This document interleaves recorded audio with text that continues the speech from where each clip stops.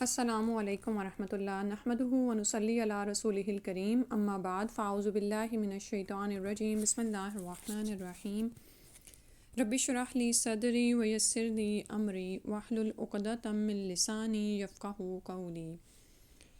جی الحمدللہ، حج و عمرہ کے مسائل، آج میرا خیال ہے نمبر 3 اس کا لیسن ہے۔ اللہ تعالیٰ ہم سب کو اپنے امان میں رکھے، آپ کو ایمان پر استقامت دے۔ شروع کر لیتے ہیں۔ حج کی بعض امتیازی تعلیمات۔ حج بلا شبہ ایک کثیر المقاصد اور کثیر الفوائد عبادت ہے، یعنی اس کے بہت سے مقاصد ہیں، اس کے بہت سارے فائدے ہیں اس عبادت کے۔ اس کے دینی اور دنیاوی فوائد اس قدر ہیں کہ انہیں شمار کرنے کے لیے ایک الگ کتاب کے صفحات درکار ہیں۔ اللہ تعالیٰ نے قرآن مجید میں اس حقیقت کا اظہار ان الفاظ میں فرمایا ہے، لِيَشْهَدُوا مَنَافِعَ لَهُمْ۔ ترجمہ ہے، لوگ یہاں آئیں اور آ کر دیکھیں کہ حج میں ان کے لیے کیسے کیسے دینی اور دنیاوی فوائد ہیں۔ غور فرمائیے، حجاج کرام کا گھر بار، اہل و عیال اور اپنی تمام مصروفیتیں چھوڑ کر اللہ کے گھر کی زیارت کے لیے طویل سفر پر نکل کھڑے ہونا، رجوع الی اللہ اور توکل علی اللہ کی ایک خاص کیفیت انسان کے اندر پیدا کر دیتا ہے۔ دوران سفر خالص اللہ کی رضا کے لیے ہر قسم کی تکلیف اور پریشانی برداشت کرنا یقیناً تزکیہ نفس کا باعث بنتا ہے۔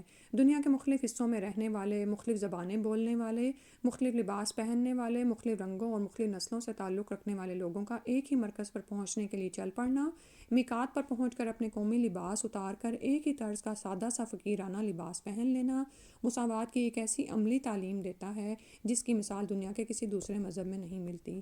امیر، فقیر، شاہ، گدھا، عربی، عجمی، شرقی، غربی، سبھی لوگوں کا ایک ہی لباس میں، ایک ہی زبان میں، ایک ہی رخ پر، ایک جیسے الفاظ میں ترانہ توحید بلند کرنا اور پھر ایک ہی وقت میں ایک ہی رخ پر ایک ہی طریقے پر اپنے مالک اور آقا کے حضور سجدہ ریز ہونا، زبان، رنگ، نسل اور وطن وغیرہ کے نام پر بنائی ہوئی قوموں کے خود تراشیدہ بتوں کو توڑ پھوڑ کر بس ایک ہی قوم رسول ہاشمی بننے کا درس دیتا ہے۔ ایک ہی رنگ یعنی اللہ کا رنگ، صبغت اللہ اختیار کرنے کی تعلیم دیتا ہے۔ حرم میں داخل ہونے کی پابندیاں، احرام کی پابندیاں، آپس میں ایک دوسرے کے ساتھ امن و سلامتی اور عزت و احترام کے ساتھ زندگی بسر کرنے کا سلیقہ سکھاتی ہیں۔ غور کیجئے تو محسوس یہ ہوگا کہ اسلامی تعلیمات کا کوئی ایسا گوشہ باقی نہیں بچتا جس کی تعلیم دوران حج بلا واسطہ یا بالواسطہ نہ دی گئی ہو۔ اتفاق اور اتحاد کی تعلیم، قربانی اور احصار کی تعلیم، نظم و ضبط کی تعلیم، باہم و دیگر مربوط رہنے کی تعلیم، دعوت و جہاد کی تعلیم، یکسوئی اور یکجہتی کی تعلیم، مساوات اور مواخات کی تعلیم، امن و سلامتی کی تعلیم، وحدت ملت کی تعلیم، رجوع الی اللہ کی تعلیم، اتباع سنت کی تعلیم اور عقیدہ توحید کی تعلیم۔ عقیدہ توحید اور اتباع سنت اسلام کی دو بنیادی اور اہم ترین تعلیمات ہیں۔ ان کے بارے میں ہم تفصیل سے گفتگو کریں گے کہ کس طرح دوران حج ان دونوں باتوں کی تذکیر اور تعلیم کا اہتمام کیا گیا ہے۔ عقیدہ توحید۔ دین اسلام میں عقیدہ توحید کی اہمیت محتاج وضاحت نہیں۔ عقیدہ توحید اگر درست نہ ہو تو کوئی بڑے سے بڑا نیک عمل بھی اللہ تعالیٰ کے ہاں قبول نہیں ہوتا۔ قرآن مجید میں اللہ تعالیٰ نے رسول اکرم صلی اللہ علیہ وسلم کو مخاطب کر کے یہ بات ارشاد فرمائی، لَإِنْ أَشْرَكْتَ لَيَحْبَطَنَّ عَمَلُكَ وَلَتَكُونَنَّ مِنَ الْخَاسِرِينَ۔ سورہ زمر کی آیت نمبر 65 ہے، اگر تم نے شرک کیا تو تمہارا کیا کرایا عمل ضائع ہو جائے گا اور تم خسارہ پانے والوں میں سے ہو جاؤ گے۔ سورہ مائدہ میں اللہ تعالیٰ نے واضح طور پر یہ بات ارشاد فرمائی ہے کہ مشرک کے لیے جنت حرام ہے اور وہ ہمیشہ ہمیشہ جہنم میں رہے گا۔ ارشاد باری تعالیٰ ہے، اِنَّهُ مَن يُشْرِكْ بِاللَّهِ فَقَدْ حَرَّمَ اللَّهُ عَلَيْهِ الْجَنَّةَ وَمَأْوَاهُ النَّارُ۔ سورہ المائدہ کی آیت نمبر 72، جس نے اللہ کے ساتھ شرک کیا اس پر اللہ نے جنت حرام کر دی ہے اور اس کا ٹھکانہ جہنم ہے۔ رسول اکرم صلی اللہ علیہ وسلم نے اپنے ایک صحابی حضرت معاذ رضی اللہ عنہ کو یہ نصیحت فرمائی، لا تشرک باللہ شیئا وإن قتلت او حرقت۔ اللہ تعالیٰ کے ہاں کسی کو شریک نہ ٹھہرانا، خواہ قتل کر دیے جاؤ یا جلا دیے جاؤ۔ مسلم احمد کی روایت ہے۔ قیامت کے روز رسول اکرم صلی اللہ علیہ وسلم کے چچا ابو طالب، ابراہیم علیہ السلام کے والد، نوح علیہ السلام کا بیٹا اور لوط علیہ السلام کی بیوی انبیاء کے ساتھ گہرے خونی رشتے کے باوجود جہنم میں چلے جائیں گے، صرف اس لیے کہ وہ عقیدہ توحید سے محروم ہوں گے۔ اس سے عقیدہ توحید کی اہمیت کا اندازہ لگایا جا سکتا ہے۔ آئیے ایک نظر دیکھیں کہ حج کس طرح حاجی کو عقیدہ توحید میں راسخ کرنے کا ذریعہ بنتا ہے۔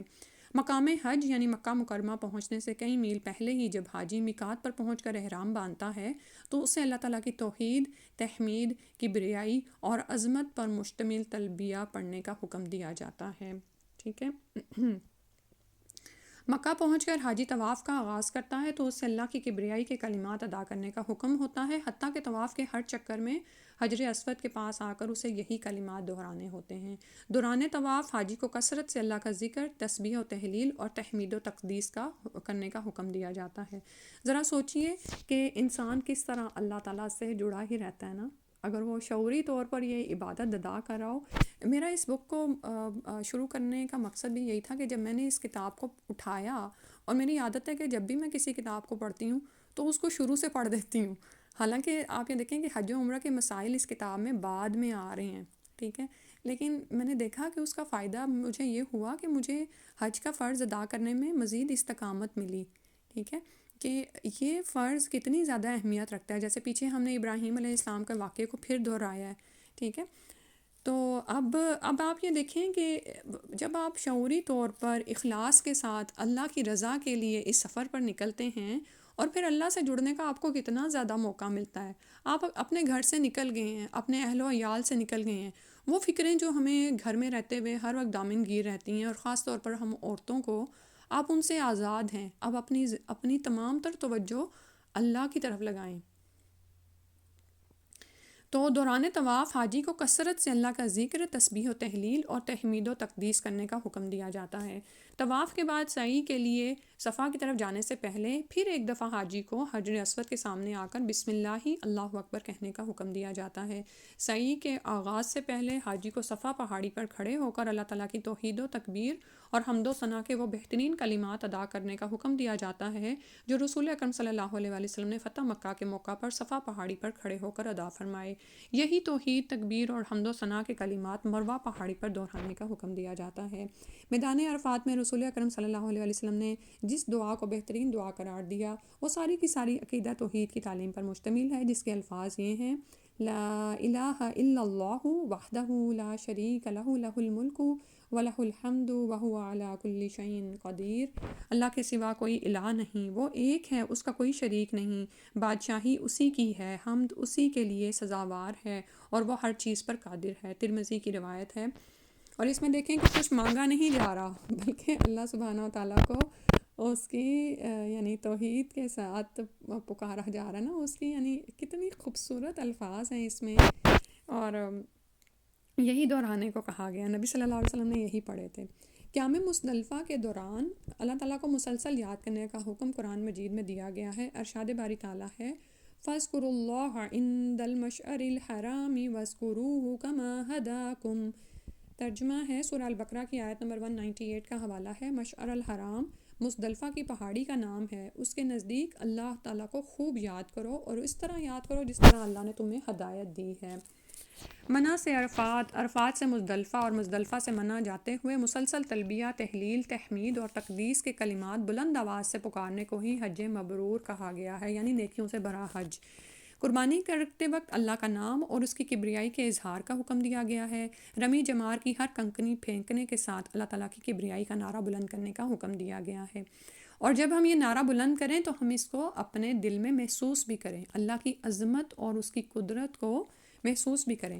ایام حج خصوصاً ایام تشریق 11، 12 اور 13 ذی الحجہ کو سال بھر کے تمام دنوں کے مقابلے میں اس لیے افضل ترین دن قرار دیا گیا ہے کہ ان دنوں میں کثرت سے اللہ کی توحید اور تکبیر بیان کی جاتی ہے۔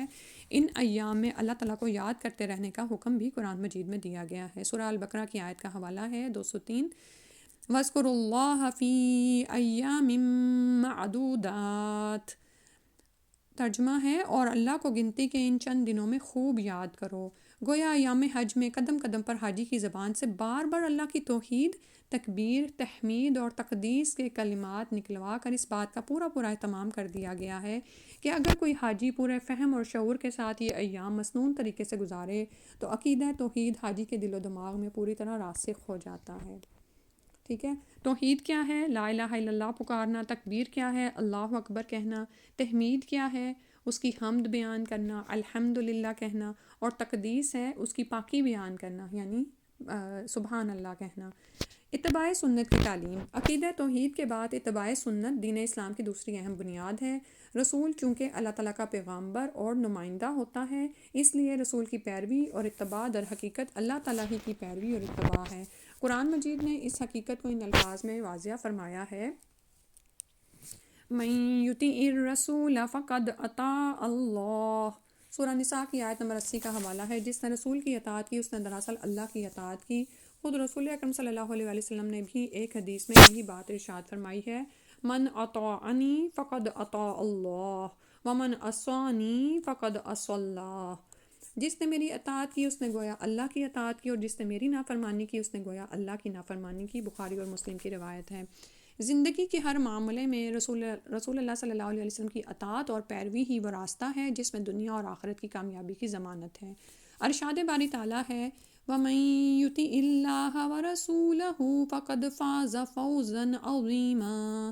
سورہ احزاب کی آیت نمبر 71۔ اور جس نے اللہ اور اس کے رسول کی اطاعت کی اس نے بڑی کامیابی حاصل کر لی۔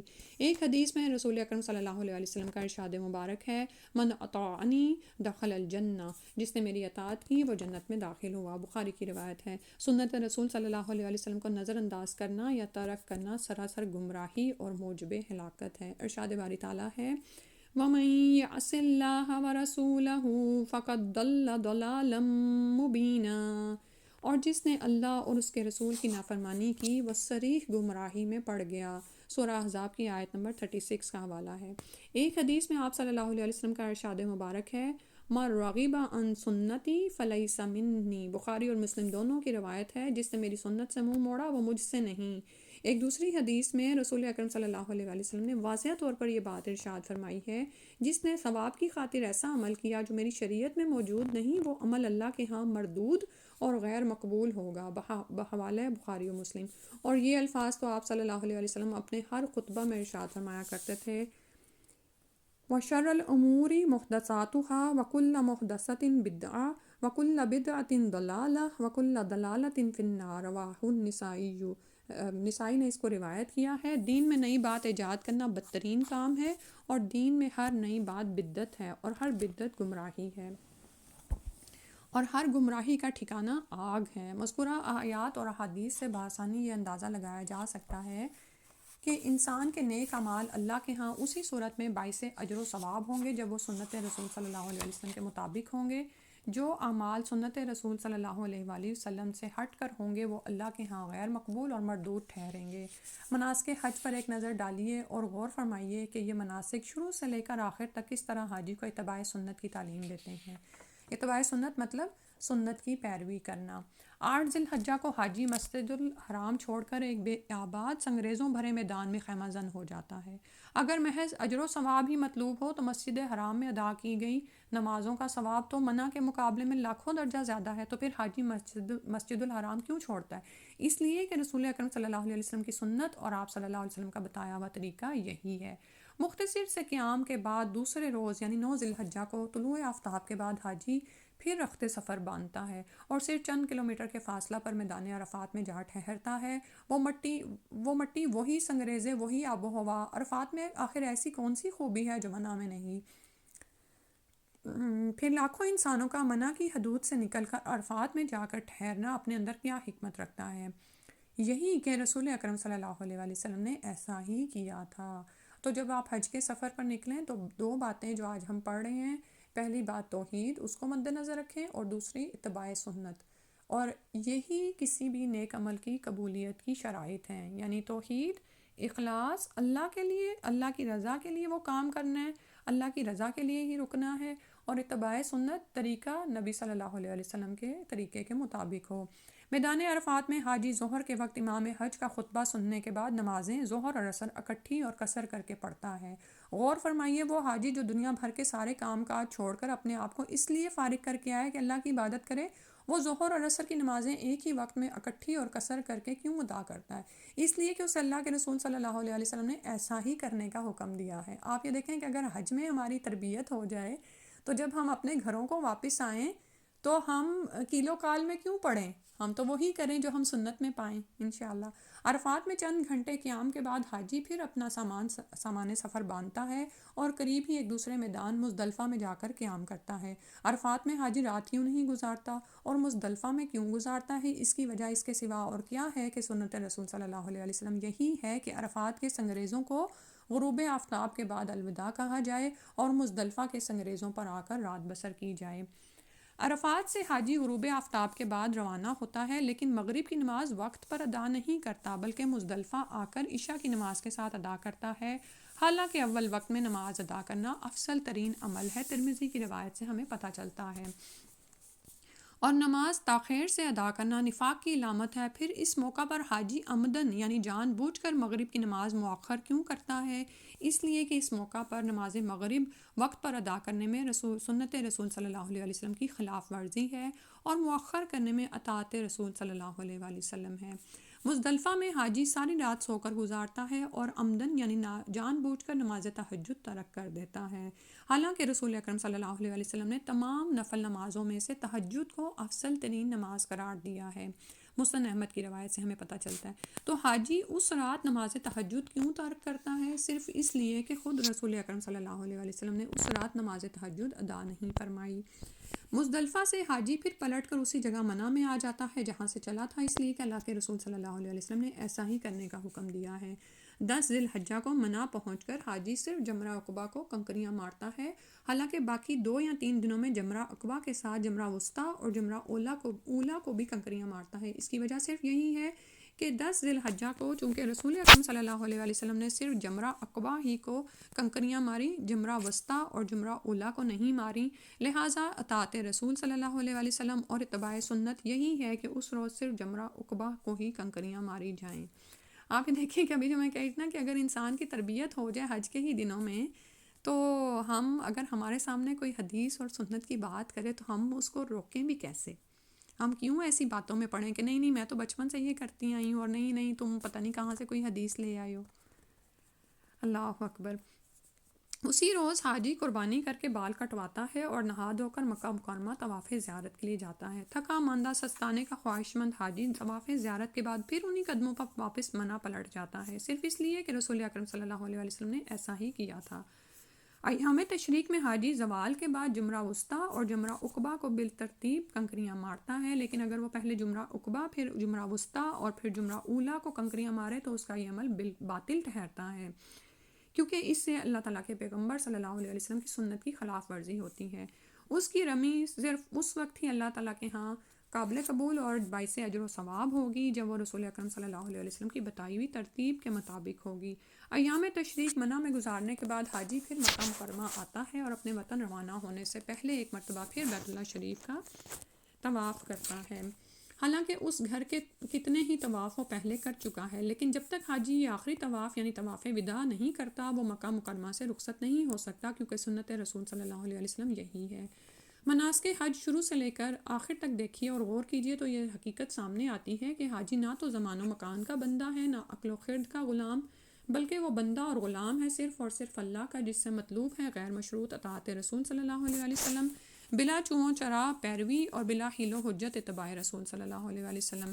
امیر المومنین سیدنا عمر رضی اللہ عنہ نے دوران طواف حجر اسود کو مخاطب کر کے فرمایا، اللہ کی قسم میں خوب جانتا ہوں کہ تو ایک پتھر ہے، نہ نقصان پہنچا سکتا ہے نہ نفع دے سکتا ہے، اگر میں نے رسول اللہ صلی اللہ علیہ وسلم کو چومتے نہ دیکھا ہوتا تو تجھے کبھی نہ چومتا۔ یہ کہہ کر حجر اسود کا استلام کیا، پھر فرمانے لگے اب ہمیں طواف یعنی عمرہ کے پہلے 3 چکروں میں رمل کرنے کی کیا ضرورت ہے؟ رمل تو مشرکوں کو دکھانے کے لیے تھا اور اب اللہ تعالیٰ نے انہیں تباہ کر دیا ہے۔ پھر خود ہی فرمایا رمل وہ چیز ہے جسے نبی اکرم صلی اللہ علیہ وسلم نے کیا اور نبی اکرم صلی اللہ علیہ وسلم کی سنت چھوڑنا ہمیں پسند نہیں، صحیح بخاری کی روایت ہے۔ تو یاد رہے کہ ذوالقعدہ 7 ہجری میں رسول اکرم صلی اللہ علیہ وسلم عمرہ قضاء کے لیے مکہ مکرمہ تشریف لائے تو مشرکین مکہ مسلمانوں کو دیکھنے کے لیے اکٹھے ہو گئے۔ ان کا گمان یہ تھا کہ مدینہ منورہ کی آب و ہوا نے مسلمانوں کو کمزور کر دیا ہے۔ چنانچہ رسول اللہ صلی اللہ علیہ وسلم نے صحابہ کرام رضی اللہ عنہم کو دوران طواف پہلے 3 چکروں میں تیز تیز چلنے کا حکم دیا۔ اسے رمل کہتے ہیں۔ مشرکین نے مسلمانوں کو یوں چاقو چوبند دیکھا تو کہنے لگے، یہ لوگ جن کے بارے میں ہم یہ سمجھ رہے تھے کہ بخار نے انہیں توڑ دیا ہے، یہ تو ایسے اور ایسے طاقتور لوگوں سے زیادہ طاقتور ہیں۔ اور یوں رسول اللہ صلی اللہ علیہ وسلم کی حکمت عملی سے مشرکین مکہ کی ساری غلط فہمی دور ہو گئی۔ تو یہ جو رمل تھا یہ نبی صلی اللہ علیہ وسلم کی سنت تھی، اس کا نبی صلی اللہ علیہ وسلم نے حکم دیا، تو یہ آج بھی حاجی کرتا ہے۔ یہ ہے اتباع سنت کی وہ انقلابی فکر جو مناسک حج یا ایک باشعور حاجی کے اندر پیدا کر دیتے ہیں، جس کا اظہار سیدنا عمر رضی اللہ عنہ نے دوران طواف کیا۔ بس عبادت حج کا اصل مقصد یہ ٹھہرا کہ مسلمان اپنی ساری زندگی اتباع سنت پر استوار کرے، اطاعت رسول صلی اللہ علیہ وسلم کو حرز جان بنا کے رکھے، اس کے فکر و عمل کا تمام تر دار و مدار پیروی رسول صلی اللہ علیہ وسلم پر ہو۔ بے مصطفیٰ بے رساں خویش را کہ دین ہما اوست، اگر بے او نہ رسیدی تمام ابو لہبی است۔ سبحانک اللہم و بحمدک نشہد ان لا الہ الا انت نستغفرک و نتوب الیک۔ السلام علیکم ورحمۃ اللہ۔